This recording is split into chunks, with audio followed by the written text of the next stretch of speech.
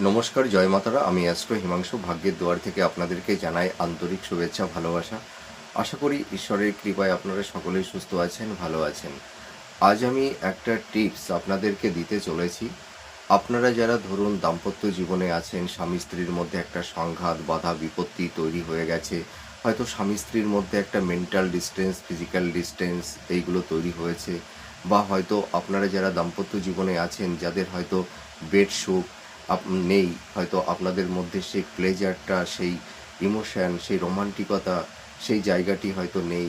স্বামী স্ত্রীর মধ্যে একটা সর্বদাই সংঘাত, একটা সন্দেহের বাতাবরণ যাদের ক্ষেত্রে তৈরি হয়েছে, হয়তো যাদের মধ্যে একটা ডিটাচমেন্ট, হয়তো যারা ধরুন হয়তো ভাবছেন যে সংসারটা আর করা যাবে না, হয়তো স্বামী স্ত্রী একে অপরের থেকে হয়তো ডিটাচ হয়ে যাওয়ার একটা চিন্তা ভাবনা আপনারা করছেন, ঠিক আছে?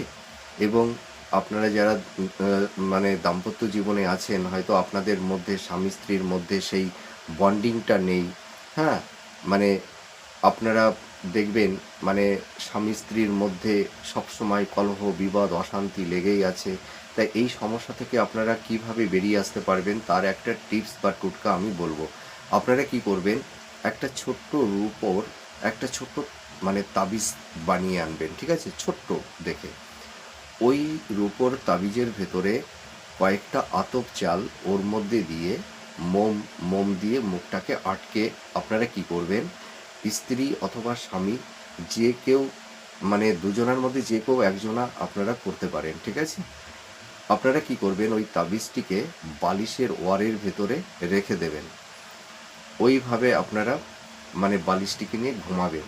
দেখবেন আপনাদের দাম্পত্য জীবনে স্বামী স্ত্রীর মধ্যে যাদের একটা মেন্টাল ডিস্টেন্স, ফিজিক্যাল ডিস্টেন্স তৈরি হয়েছে, যাদের মধ্যে সেই প্লেজার, বেড সুখটা হয়তো অনেকটাই মানে বিনষ্ট হয়েছে, দেখবেন আপনাদের দাম্পত্য জীবনে স্বামী স্ত্রীর মধ্যে সেই লাভ রিলেশন, ভালোবাসাটা, রোমান্স, হ্যাঁ, বেড সুখটা কিন্তু আসবে। আপনাদের মধ্যে সেই সংঘাত, হ্যাঁ, মানে সেই কলহ, বিবাদ, অশান্তি এইগুলো কিন্তু অনেকটাই মিনিমাইজ হয়ে যাবে। আপনারা এই টিপসটা করেই দেখুন না।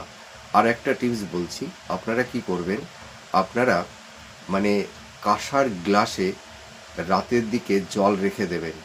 সেই জলটা কি করবেন, বাসি পেটে আপনারা ভোরের দিকে আপনারা সেই জলটা পান করবেন। দেখবেন আপনাদের দাম্পত্য জীবনেও কিন্তু অনেকটা সমস্যা থেকে আপনারা বেরিয়ে আসতে পারবেন।